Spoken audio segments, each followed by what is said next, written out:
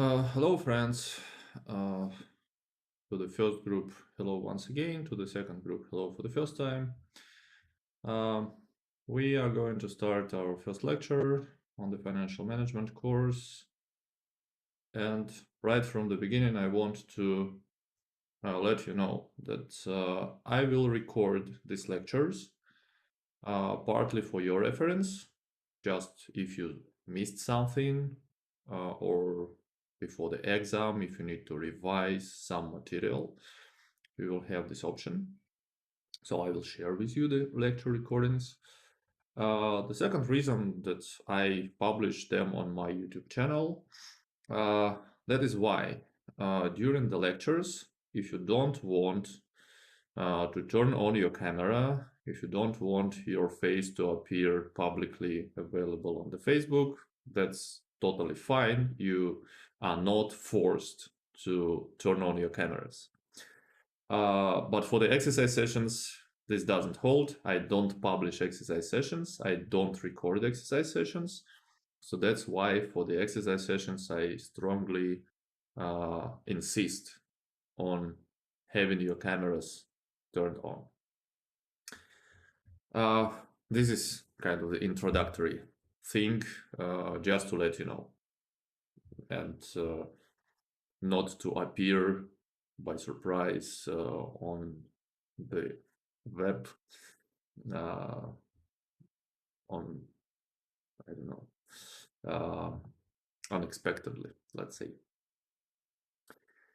So this is the first lecture, and I will start with the introduction of some policies in this class, how this will be conducted. Then I will expect some questions from you, if any, and then we will start the first topic, which is called corporate governance. So we met each other 2 years ago for the course of business statistics. So I hope you know me and you remember. At least I remember some people from your cohort. I'm Denis Alexeyev, and nowadays, currently, I am a data analyst at the company Tages, which is located in Moscow. So I hold my PhD in finance from the Baikal State University in Irkutsk. I also have Master of Arts in Economics from CGI Prague. And relevant to our course, I hold the successfully passed Financial Risk Manager exam part 1, which is the international recognition that you understand at least something from the financial risk field. Regarding our classes, we have lectures every Saturday from 13:45 to 15:15 Irkutsk time. Here is the link to the meeting that you have. These links are stable links, so every lecture is gonna be with the same ID and with the same link. So every week you can use the same ID that I send you to WhatsApp for the first time to access our meeting. The same for the exercise sessions. So first group has exercise session before lecture, second exercise session is after the lecture, and the links are also stable. So you will have an access to these lecture slides. These hyperlinks are working, so I can click on this and you will go straight to the meeting which we have right now. Right, so you see everything. So this link is stable, this ID is stable every week, the same link, the same ID.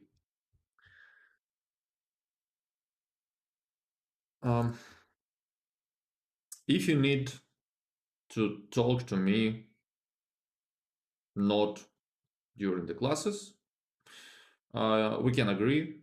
You can let me know using electronic university webpage, just drop me a message saying that you need to talk to me, you have some questions, you have some concerns, something difficult with your home assignments or with the lecture material, whatever. We agree on time, because I don't have some pre-specified office hours, but I don't mind meeting anytime if you need. If you need to talk to me outside of the classes. So this is about the organization. Now regarding the grading. The grading is going to be very similar to our previous course in business statistics. So we have two options. One option is to work hard during the semester. And work hard means that you are passing the home assignments. I don't exactly know how many home assignments we will have, but approximately 10. And if you pass them successfully, they give you 100%, and you are done, and you have your final grade. Option number 2 is to take midterm somewhere in the end of October, in the middle of the semester, and final exam. So midterm is going to give you 40%, final is going to give you 60% in December. I don't know, in the middle of December, maybe at end of December, depends on the schedule. And in total, you also can get 100%. So your final grade is determined simply as a maximum of these two options. So option 1, you did some home assignments, you earned, let's say, 78%. You wrote the midterm, and finally you got, let's say, 60%. So 78 is greater than 60, so your maximum grade is 78%. The system is very simple.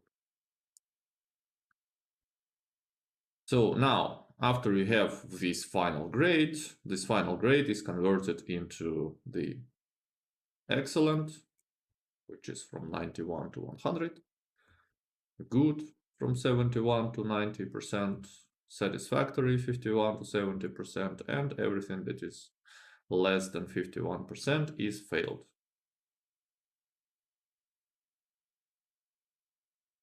Very simple. You see that a lot of students, and probably from your cohort also, got the following problem. Every year they miss midterm, they don't do home assignments, they come to final, and they want to pass. Let's think about this strategy, if this strategy is good enough. Well, you have nothing here, 0. You have nothing here, 0. So what is the maximum that you can earn from the final? 60%. What is needed to pass the course? 51%. What does this mean for you if you take the strategy? It means that your final must be nearly exceptional. So you must earn 51 from 60%, which is how much? Which is large, right? So 80%, more than 80% of final must be correct. This is difficult, given that you missed all the home assignments and you missed the midterm. So probably those people who take the strategy are not very smart in the subject. So that is why, if you are not that smart and if you are not that good in studying, I strongly recommend you to do everything on time. Do all home assignments and don't miss midterm. So you are already informed that the midterm is gonna be in the end of October. You can count the Saturday, the last Saturday of October. It is gonna be, let's see, October 29th. So it is like 99% probability that the midterm is gonna be on 29th of October. Don't plan anything for that day. This is very important because it will give you 40%. If you make a midterm at like half, it will give you 20% already. Half of the final, 30%, or like more than half of the final, 31%, and you are passed. Otherwise, you're gonna be in troubles. Guys, everything is given in advance. Please take it seriously. Many people from your cohort have still not passed business statistics because probably they have chosen incorrect strategy to study. Any questions here regarding the grade? This is important. And I guess this is your last semester of your studies. So don't get in troubles.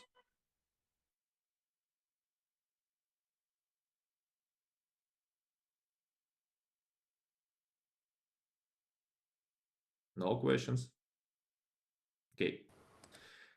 So now, very important thing, how we communicate. You must be familiar to the electronic university page. So here is a course page for our financial management course. Oops, sorry, the wrong link. I will change it. Yeah, so this is the link for our course. And on the course page right now, you are able to find several things. So let me comment on them. So first of all here, so some of them are hidden from you. So those which are shaded, you will not be able to see them. No, maybe I can even show you like this. Yeah, from your side, you will be able to see something like this. So home assignment review procedure. So please, once you have the first home assignment, read this. This is how we communicate in the case if you have some questions and troubles with your home assignment. If something is not correct, or if something is not graded by the system, you need to report me about these issues. So I probably will comment on this more before the first home assignment. Course meeting IDs. So this is important thing. As I said, all our lectures and exercise sessions will have the stable link for the whole semester. So that's why please use these meeting IDs for lectures, for exercise sessions, or if you prefer using links, follow the links here.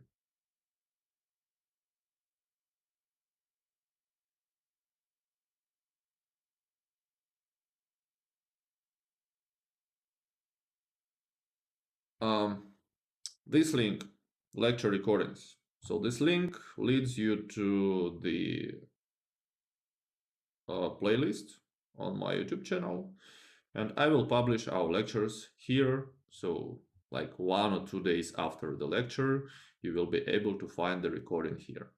And all the lectures, hopefully 15, maybe less, 14, are gonna be located on this page. Lecture slides, I'm gonna publish them week by week, usually before the lecture. If I need to change something, I will also update them. So for example, right now I need to update the link to our course page. So they are located here, and please be careful that sometimes I update them after the lecture. So that's why if you need the lecture slides, go to the course page and download the most recent version of the lecture slides. And the book that we are gonna use, this is for non-commercial use, just for you to read through. and some suggested topics. Here they're not available, but you can see, let's say, the planned structure of our course. So you must be familiar to this page. I see that people are accessing the course page, which is nice, which means that you have an access to this page.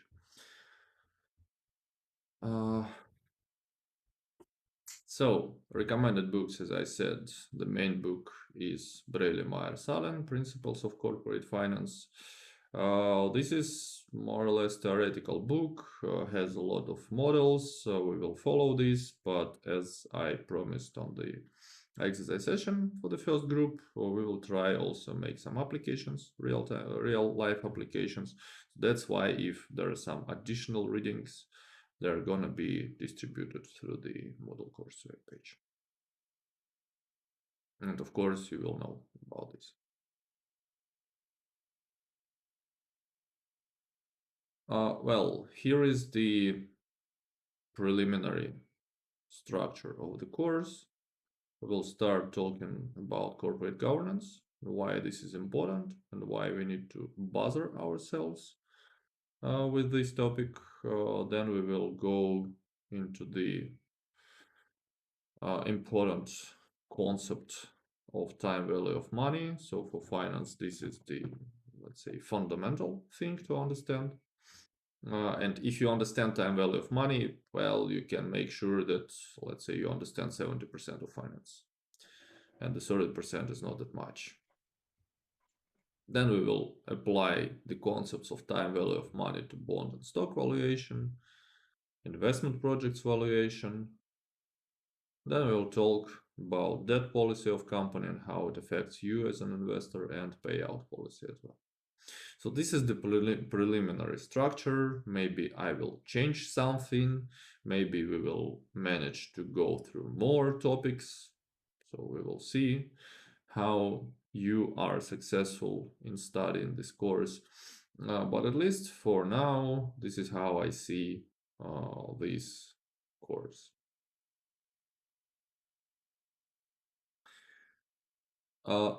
This is all about organizational things.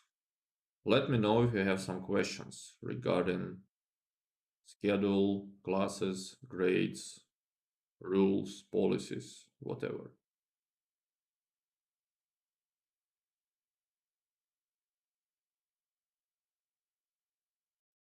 Well, if there are no questions, let's start our discussion of corporate governance and how this is related to financial management. Well, this is a scheme of, let's say, relations between a firm, company, corporation, and its relevant or related parties. So let's try to understand what's going on here. So since you had financial accounting, you must be able to understand what's going on. So we have a firm. A firm has two broad groups of what we call investors. Owners, or equity holders, or shareholders, or stockholders. All of these words are interchangeable. And so those people, or maybe entities, they put money, they give money to the firm, they get in return stocks, which are kind of certificates. The certificates that say that, well, this exact person invested money into the company, and they expect in return to receive a profit, which is called dividends, for this group of investors. Another type of profit that owners are able to receive is increase in the share price. So they can sell their stock They can sell their shares and they can make a profit from this operation. Another way how you can give your money to the firm and how you can organize this procedure is to become a creditor. Creditors, also called the debt holders, bond holders. You give money to the firm, so the quality of this money doesn't differ from the money of these owners, but we call this amount debt, so the firm treats this as debt. And in return, you receive a certificate which also confirms that you gave money to the firm. The firm has to pay you this amount back in the future, and the firm has to pay you some kind of interest. Annual interest, monthly interest, quarterly interest, doesn't matter. So your profit here from this type of investment is interest. Why firms do this? The firms must accumulate money from these groups in order to invest money into their assets. So assets have different form. Must be buildings, machineries, software, research and development, materials, education of employees, whatever. So all of these investments on the firm side are made in order to receive profit in the future. And this profit is a source to pay interest and to pay dividends to the owners and creditors. So this is the first fundamental and most important thing you need to understand. Once you buy stocks, once you buy bonds, anything else, whatever, you must understand what is the source of your future profit.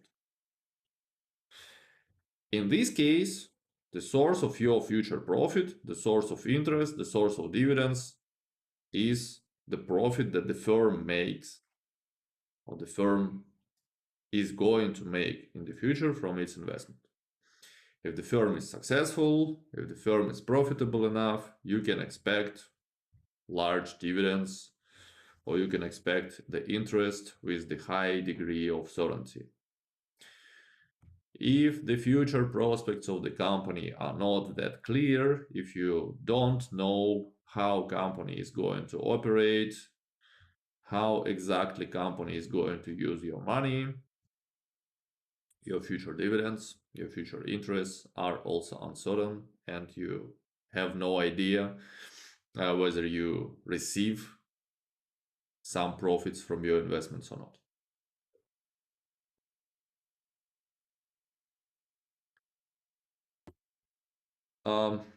So we call a firm any business, large or small, manufacturer, service, private or public, whatever. So we don't care. Basically, this is the most general way how we can think about this.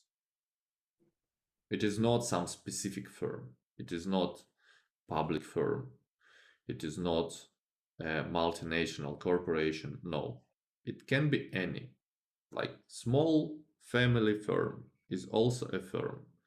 And small family firm works exactly in the same fashion as I told you. Large company like Alibaba works exactly the same way. Nothing differs. Well, some particular features might be different, but in general, the logic of financial relations are the same.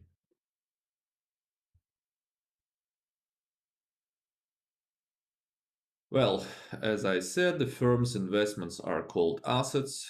Well, from the financial accounting classes, you probably know the more definite, or the more formal definition of assets. But in our case, we need to think about assets as just investments of firms. Well, the firm obtains capital from investors or financial institutions. So please be careful, we are not talking. So here, even though I drew here people, but basically those are active positions. So it might be not investors like we are, but also financial institutions, bank, insurance companies, mutual funds, anything.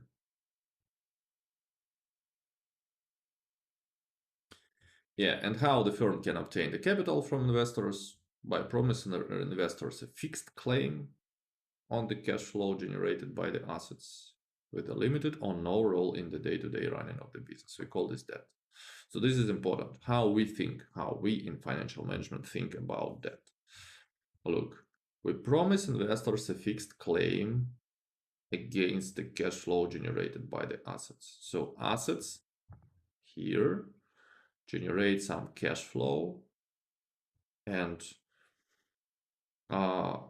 creditors have a fixed claim against this cash flow. They know exactly how much they want to receive, and the firm promises fixed amount, so in the form of interest, right? So the interest is usually fixed, and it is not possible that your large profits will motivate creditors to ask you more, to pay more. It's nonsense. And another way which we discuss here is that we promise a residual claim on the cash flows. So after this profit is used to pay interest, what is left is attributable to the owners. And if your profit is large, the residual part is also large, and owners receive more. If your profit is small, after you pay the fixed amount of interest, the claims of owners are also small. So those who invest in this way, they take risks, right? They take risks, and therefore they need to have a greater role in the operation of business, right? So you need to have an access to the managerial decisions of the business. Why? Because your future profit depends on the decisions made here, on the decisions made by the firm.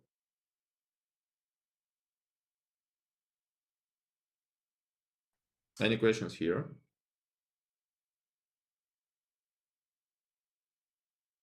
No question.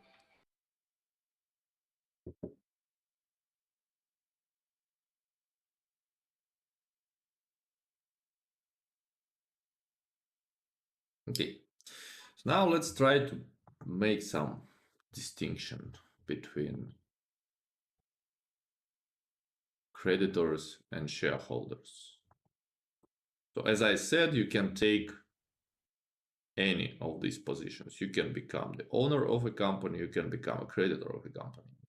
Therefore, you need to understand how it will affect your future prosperity from both sides. So creditors.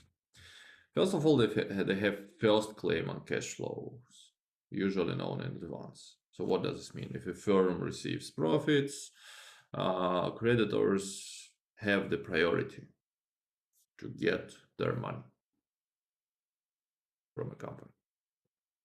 And the size of their claims is known. and fixed. We agreed with creditors by signing the contract, by issuing bonds with pre-specified conditions, but usually firm and creditors agree on the size of this claim. And usually, in normal times, creditors do not have a control over the firm. They don't intervene into the managerial decisions. Management is completely free of the control from creditors. Shareholders, completely opposite. They have complete control of the firm. So usually if we are talking about the most developed form of a firm, corporation, they have annual meetings. They have annual meetings and they make decisions regarding the sensitive, let's say, questions of the firm functioning.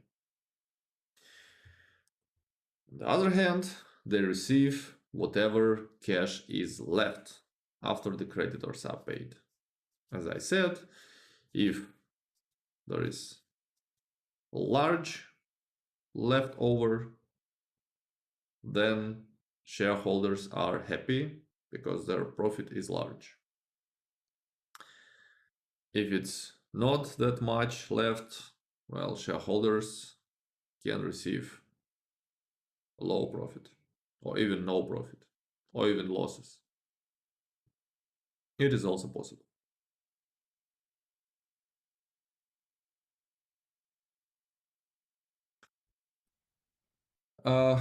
When we speak about corporate governance, so how the previous questions are related to the corporate governance. Because in most of the nowadays corporations, large firms, we observe a phenomenon called the separation of ownership and management. So this is the picture. This is a picture of an annual shareholder meeting, which is on the previous slide was called the main tool to have an operational control over the firm. Look, you are an owner of a company. You can exercise your control through the annual meeting. Now look at this picture. This is an annual meeting of shareholders of Berkshire Hathaway, large investment fund. Look how many people are there. All of them are shareholders of this firm. Do you believe that they are able to agree every day on the managerial decisions of this company? So, like, are they able to run this company daily, on the daily basis, to meet such a large, huge number of people and make decisions? I guess this is the rhetorical question, because it's not possible to manage the company through such large number of people. So that's why when you have a lot of owners in the company, it is natural to observe the separation of ownership and management. You need to delegate a function to run your business to somebody else. This is one of potential reasons. Another reason that I don't believe that all of these people are strong professionals with the knowledge of finance, engineering, uh, science, or whatever is needed to operate a large company. No, they might be any people. They might be sportsmen. They might be artists. They might be sailors. And they have nothing to do with the business. That's another reason why we need managers.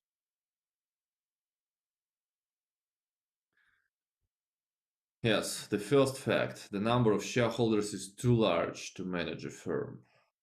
It is not possible to make these decisions. You can think about the country. You cannot make all decisions in the country by the voting of all people, of all citizens. It's just impossible. You need to elect people who will do this for you. Most of the countries live in this way. The same for firms. You need to gather, you as owners of the firm, and you need to elect special people. You need to delegate this power to few professionals who are called top managers.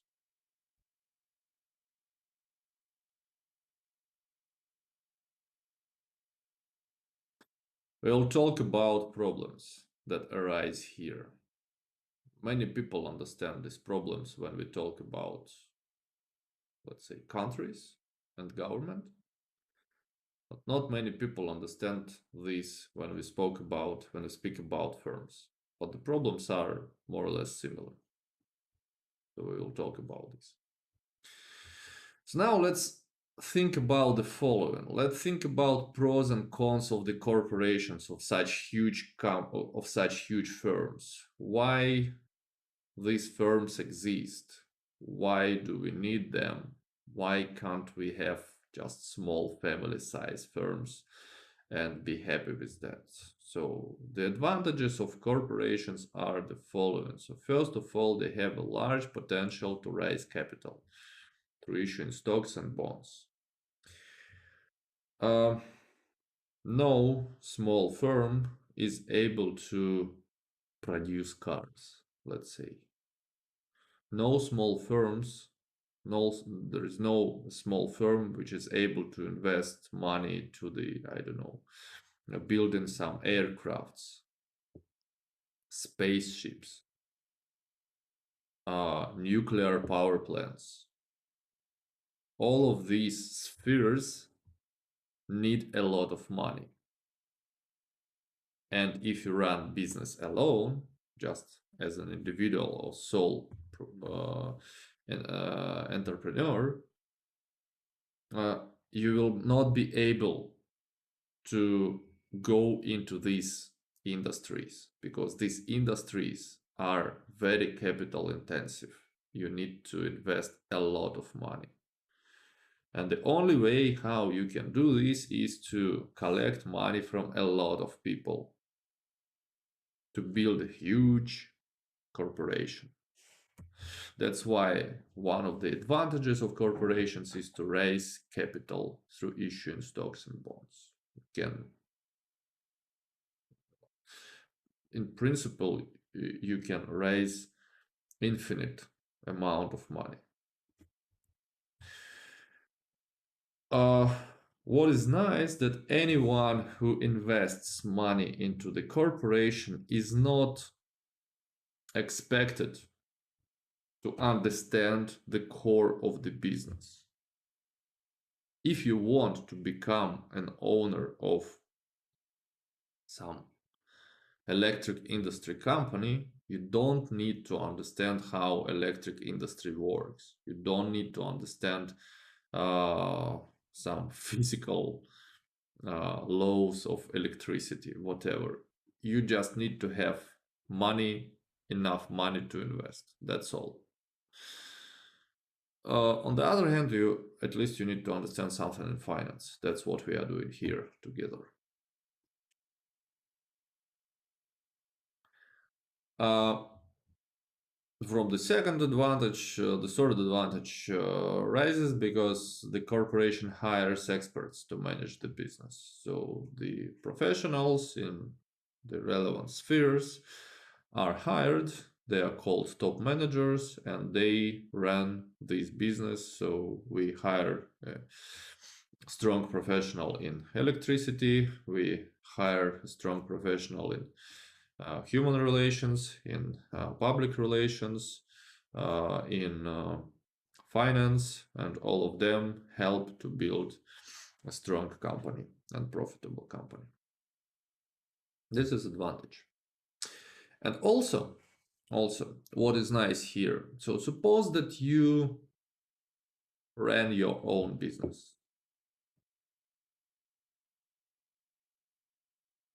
And at some point of time, you are bored. You don't want to keep going. You don't want to continue this business. You can close it, of course. But if you close a business, it can affect a lot of people.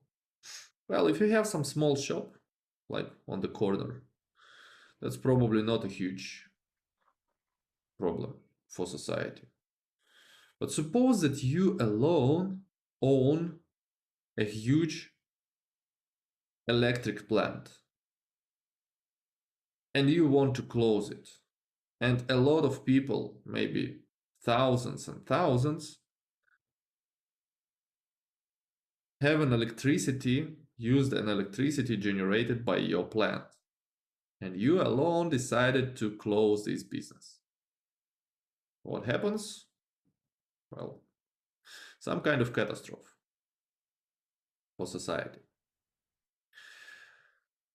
That's why in such spheres, corporations are probably better. Because if you don't want to continue working in this business, you can easily sell your shares to somebody else. This is simple. I don't want to keep being an owner of Apple. I'm full of this and I want to become an owner of Airbus. Just sell stocks of Apple, buy stocks of Airbus. This is very simple, in 1 minute. That's all. And no corporation suffers from this because probably the corporation even don't notice that something has changed. Right, so this is some kind of like social benefit from corporations. Well, if there are advantages, there are also some disadvantages. So first of all, there is a high degree of regulation. Whenever you have a lot of people, whenever we have some delegation of authorities from one people to other people, whenever you have such sensitive for the society, such sensitive sphere, you need to have a lot of regulation. And of course, it's much easier to open individual to become individual entrepreneur or to run some sole proprietorship compared to the corporation, right? Because, well, you need to take a lot of steps to do that. Potential conflicts of interests. That's what I was talking when we spoke about this separation of ownership and management. So conflicts of interests might be between owners and managers, between owners and creditors, between large and small shareholders. Those conflicts of interests must be always kept in mind if you want to buy shares of any company. Because what you want, well, basically conflicts of interest must be taken into account every day in every communication with any people. So we also probably have some conflicts of interest with you, because you as students want to get highest grade from this course. Maybe some of you are interested in the topic and get something something applicable for your life. But I believe most of you just want to pass this course smoothly. I have another interest, right? I want you to become strong professionals in your field. I want you to understand how this works. I want you to probably avoid some mistakes in your life when you make some financial decisions. But also, as a university teacher, I have some rules, what I need to do in order to, let's say, uh, ascertain that the diploma you receive has a high quality, right? So we have different interests. All the time, all the people have different interests. And you must understand this. If you become an owner of a company, you want, of course, you want to receive as much profit as possible, right? From the previous slide, somewhere here, right? So you want to receive a lot of dividends, you want them to be predictable, which is totally fine. This is your interest here as well. But the problem is that those who decide where to invest, which assets to choose, managers, they may have some different interests. They probably have some other goals, and they don't care about your goals. Owners and creditors as well. Creditors want to have a stable cash flow, which is predictable, and company and creditors that don't want the company to risk too much. Owners sometimes agree to take higher risks if these higher risks promise higher benefits, right? Large and small shareholders, the same. Large shareholders have larger degree of control over the firm. They may have their own vision of the firm future. And being a small shareholder, you just cannot change anything. Being a small shareholder, you cannot exercise the control over the firm, right? You just expect to receive some profits, but large shareholders probably don't care about you. So try to think, and we are going to think about these problems in this lecture. What kind of interests have owners, managers, and how these interests are not connected to each other. But this is important to understand, that basically nobody wants to satisfy your goals and your interests.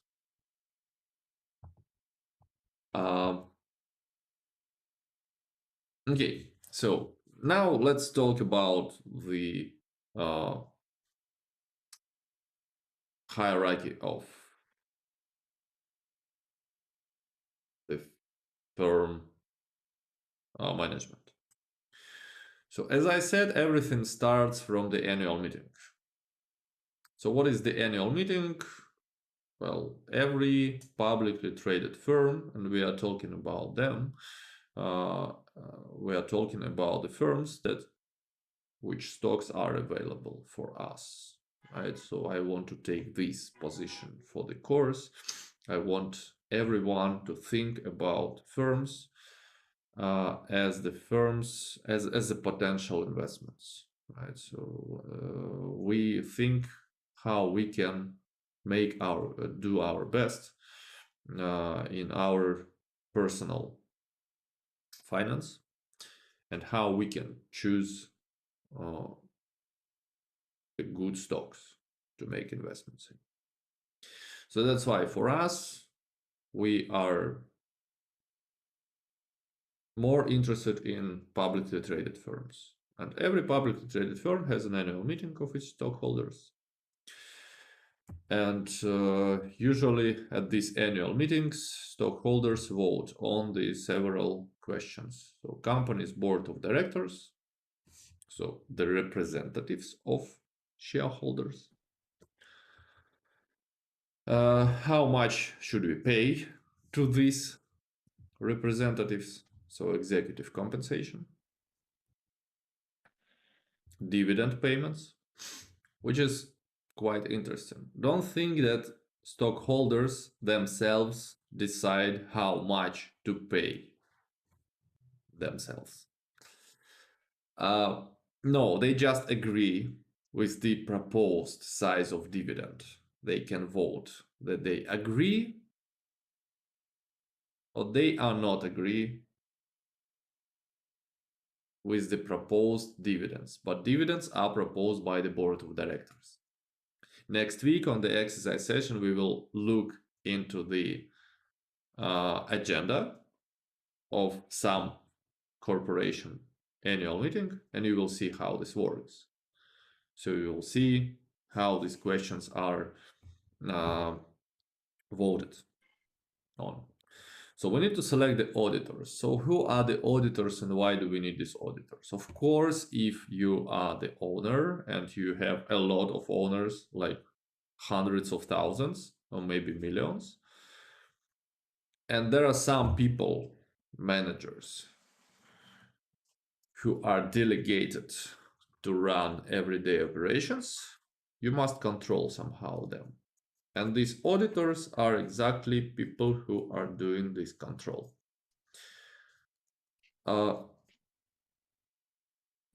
Since you are familiar to the financial accounting, so now what is the role of financial statements in all these relations?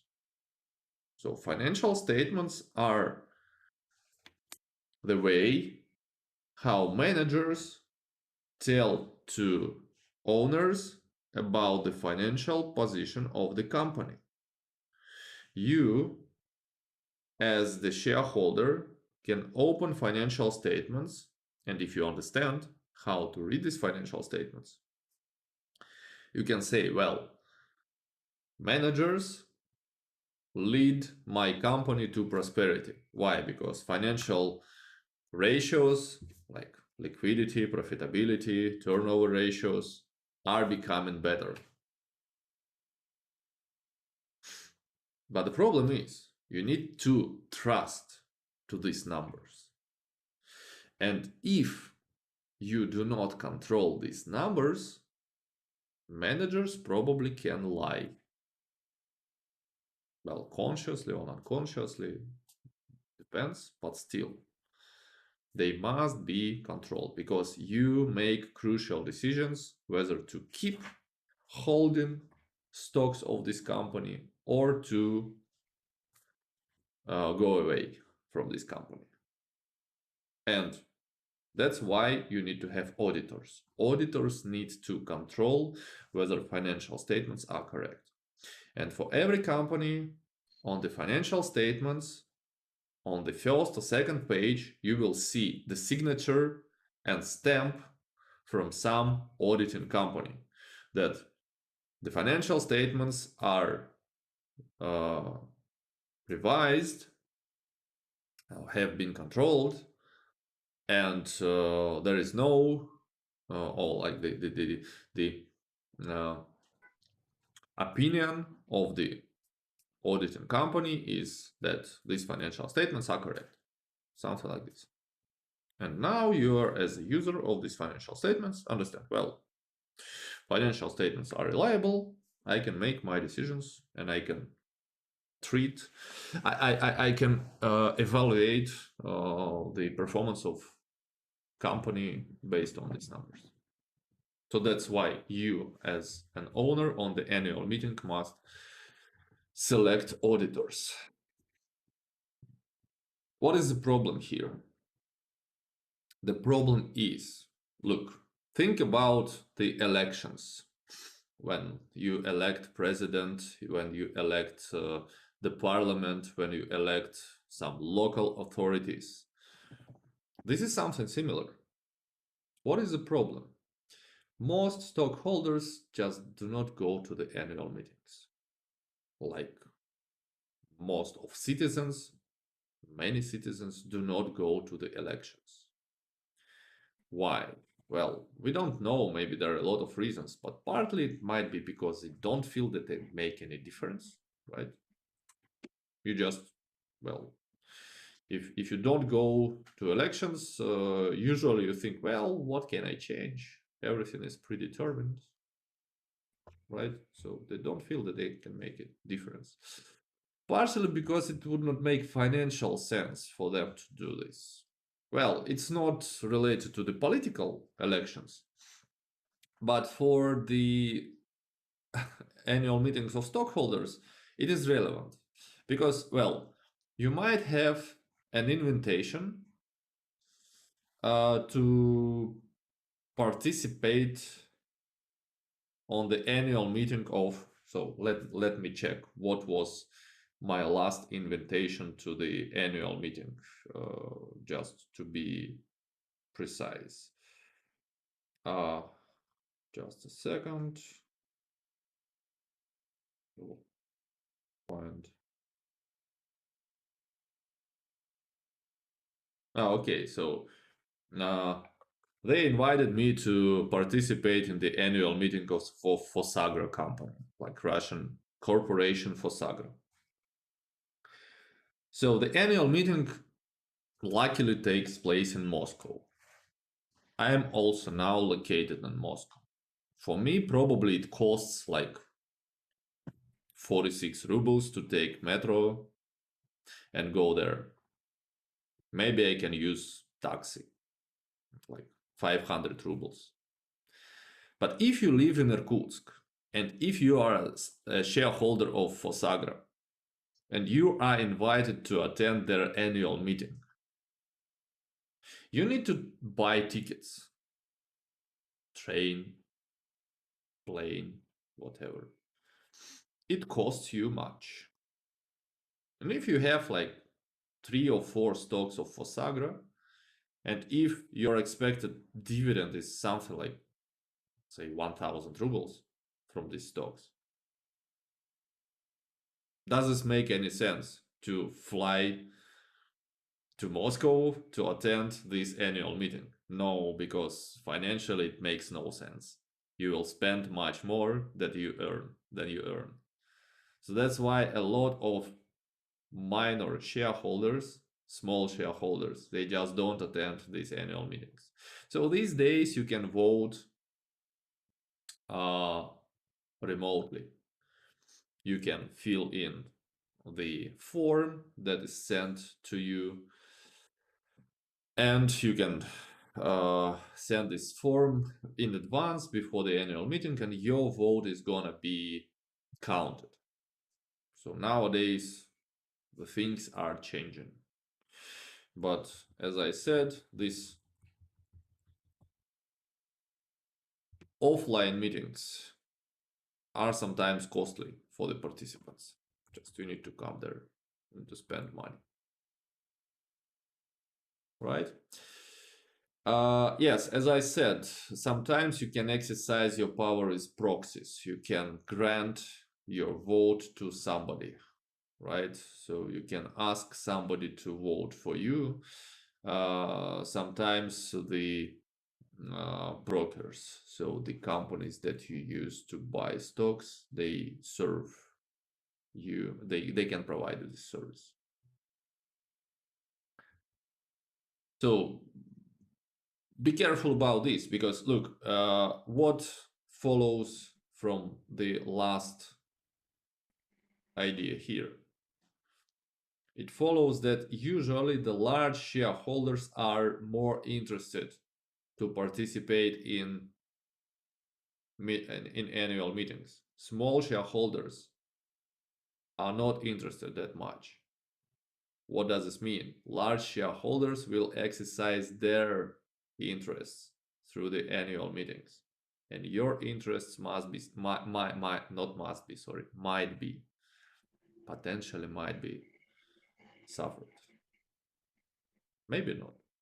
It depends. Now, the second institution that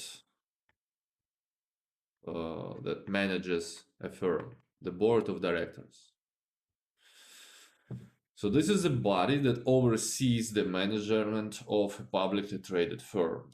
So as you know from the previous slide, the board of directors is elected on the annual meetings. The board of directors are representatives of the stockholders.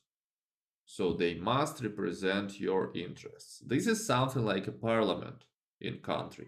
So we go, we elect a parliament, and this parliament then decides on the legislation in the country. They decide on the policies of the country and so on. So something similar related to the board of directors. So the obligation of directors is to ensure that managers are looking out for stockholder interests. So they must control managers, that managers are making decisions in the best interest of shareholders. Because shareholders themselves are not able to do this day by day. You are not able to control top managers of company. If you become the stockholder of Alibaba, you are not able to control who is the top manager, Jack Ma, right? So you are not able to control him. But the board of directors is able to do that because this is their specific function. They can even change the top management of the firm and have an influence on how the firm is run. That's why it is really important to know who is in the board of directors of a firm that you are interested in.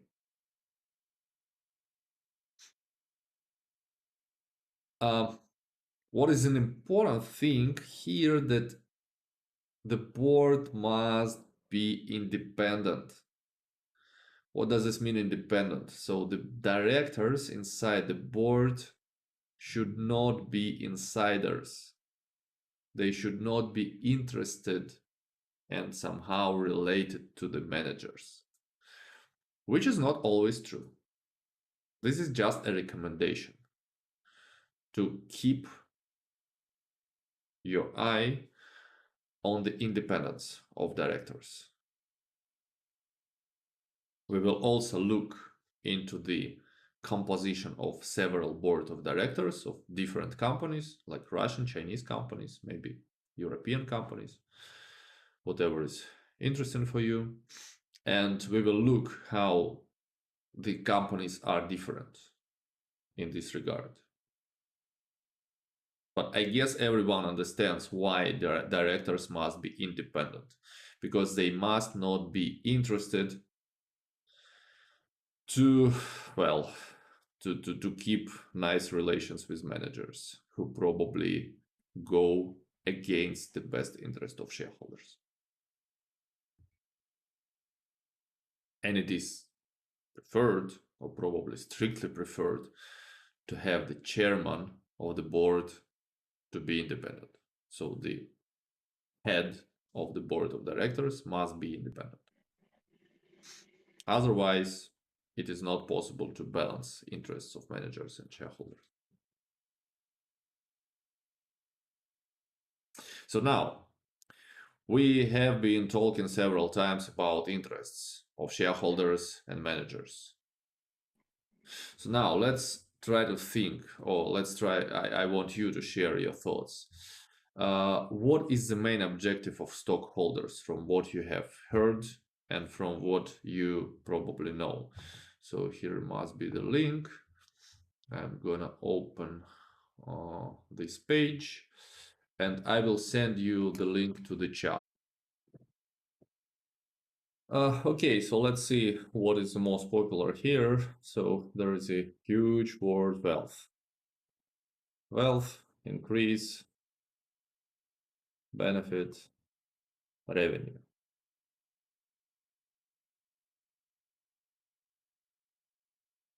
So basically from the contemporary financial management viewpoint, the main goal of stockholders is their wealth maximization, which I'm not sure whether you know or probably you Googled it, but the most popular word here, wealth, exactly coincides with the contemporary view on finance. Thanks. So now the second question, what does this mean wealth and what does it depend on? So this is the second question. So the same, you have either QR code here or wait a second, I will open the this question here.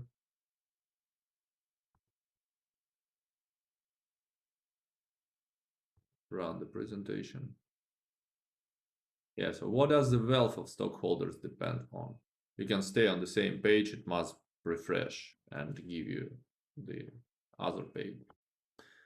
Well, at least we see at the moment some most popular answers here. So I guess it's stock price, right? Price of shares. What else do we have? Some number of shares. Well, maybe, yes, the more shares you have, the more wealthy you are. And also I have seen something like dividend, which is not that popular word here, but still I guess dividend is somehow relevant to the shareholders' wealth. So simply speaking, because wealth is the general term to say about the objective of shareholders, but simply speaking, yes, so the wealth of stockholders depends on the future cash flow. So the fact that we discussed with you in the beginning. Once you invest into the company, you expect some cash from this company in the future, which is also very important that you expect this in the future. And this cash flow is received either in the form of dividends or in the form of the future stock price if you are going to sell this stock in the future. But I don't see here anything about the second determinant of stockholders' wealth, which is risk. Risk also affects the wealth of stockholders, and risk is the cornerstone of finance. Remember that I told you about one of my certificates, financial risk manager, because risk and finance are strictly connected, and we must take this into account. And we are gonna speak in some simple terms about risk in the future, in our future topics. So thanks for your participation. We know about the interest of stockholders right now, wealth. And wealth depends on future cash flow, dividends, and stock price. The more cash flow you expect, the more wealthy you are. On the other hand, it must be less risky. So the less risk is associated with your investments, the more wealthy you are. And given the fact that we have, so what do we know at the moment? We know that nowadays large firms called corporations have this separation of owners and managers. This is what you can see on the screen. This is called an agency relationship, a broad term when one group of people hires another group of people to work in their best interest. So we have managers who are called agents. We have shareholders who are called principals, and it is expected that managers will work in the best interest of shareholders. And we know what is the interest: wealth maximization. The potential conflict between owners and managers is called the agency problem or principal agent problem in the broader sense. Look, this is an illustration how this potential conflict may look. I took it from Financial Times. Here's the link. These are jet perk spenders in 2014. So what is a jet perk? Kind of either it's business jets, flights, business jet flights provided to the top managers of companies. So the top managers of huge companies are not ready to use the economy class in flights. They don't want even to use business class or first class in the flights. They want their private business jets. And here are the companies that spend the highest amount of money in 2014.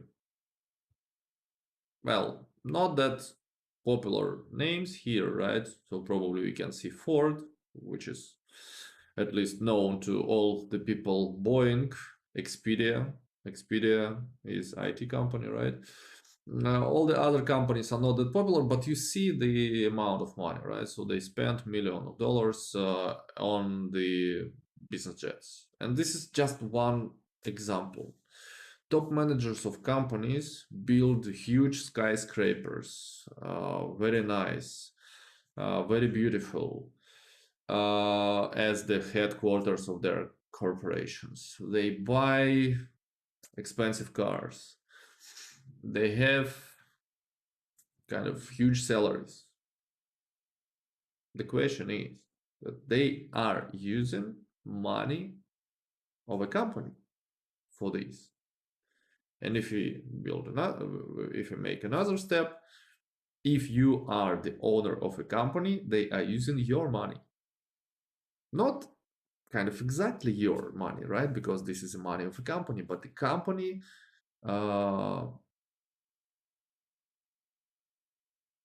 you own this company. You are one of the owners of this company. And what is spent by management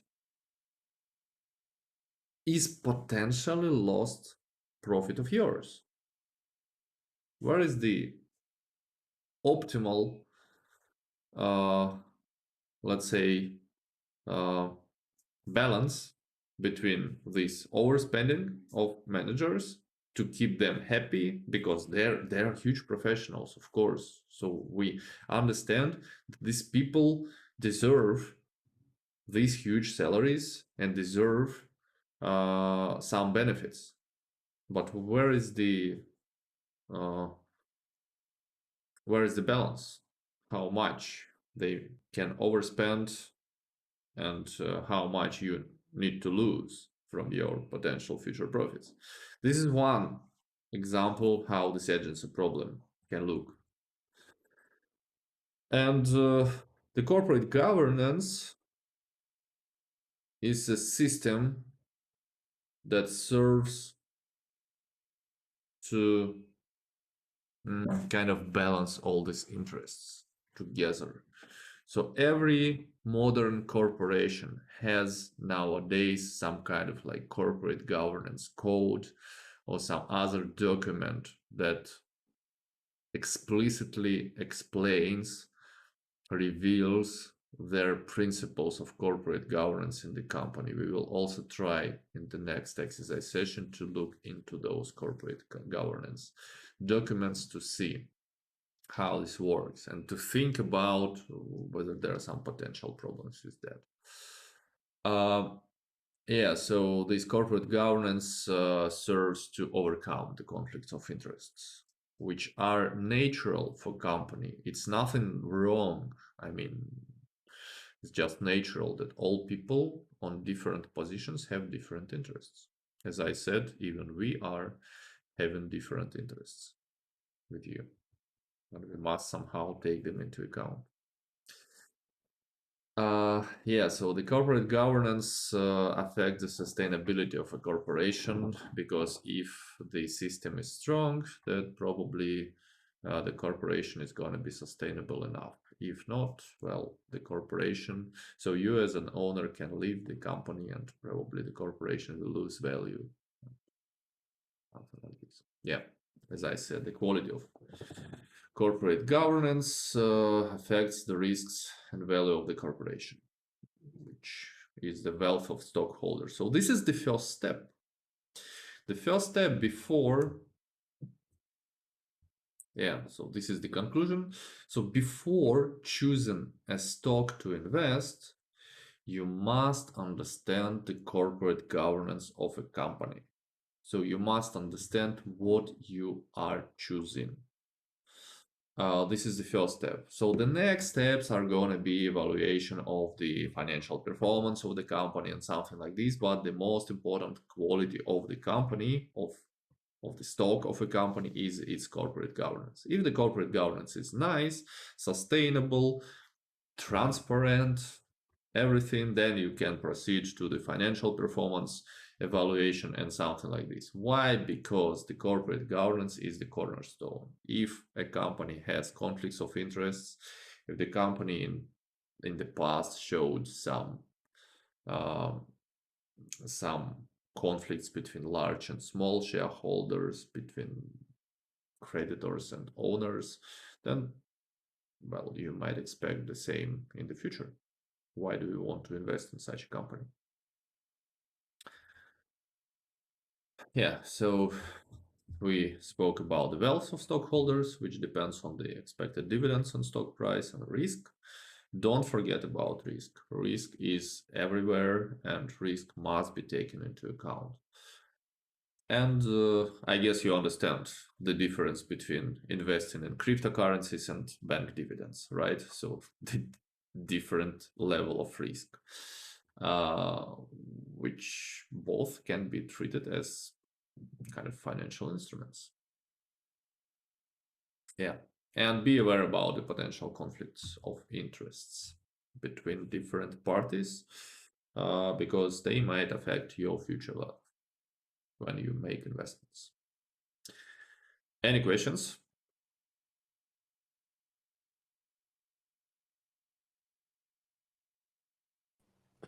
No question. Thank you, Professor.